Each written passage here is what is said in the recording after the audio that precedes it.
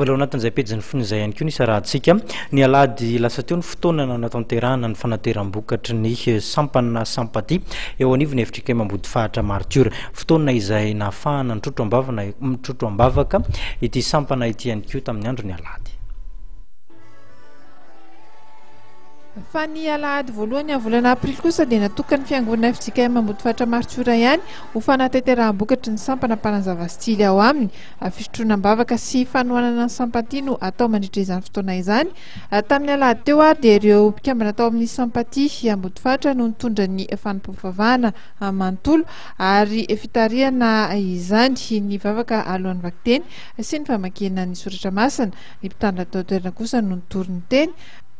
Tamin'ity andro ity ihany koa dia nisy ny fanolorana sakramentan'ny batisa ary nofarana tamin'ny fandraisana ny sakramentan'ny fanasan'ny tompo ny fanampavahana. Ireo kristianina rehetra nanatrika dia nanohana ny SAMPATI tamin'ny alalan'ny valopy. Taorian'izany izany dia nisy ny lavady mokatra ka ireo asa tanan'ny mpikambana sy ireo vokatra nentin'ny tsirairay no navadika ho vola. SAMPATI eto amin'ny 274 eto Ambodifahitra dia misy ny opération la soupe izay atao amin'ny restaurant Perle Pandrana. Dia manasantsika rehetra andeha anjara amin'izay opération izay marihana fa io opération io dia ezaka taleta izay arahana ato amin'ny fiangonana du 15 avril au 15 mai ho avy izao. Dia manentana antsika rehetra zanaka pelezina Ambodifahitra Maritiora mba handray anjara amin'izao opération la soupe izao fanotanjona dia navitanany akany. Ny sampana velona rehetra amin'ny fiangonana FJKM Ambodifahitra Maritiora dia samy andray anjara amin'ny fanamboarana ny akany ka amin'ny alalan'ny antsoina hoe talenta ireta plus ariary no anaovana izany.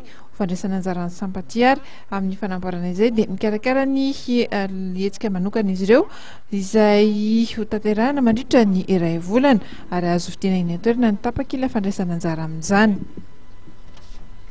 Tompoko lasy tompoko vavy manapetra ny fotoanantsika amin'ity takariva ity dia isan'ny songadana nentana tamintsika ary ny mahakasika ny toetrandro dia ny fivadian'ilay rivodozay Imelda ho tempête tropicale.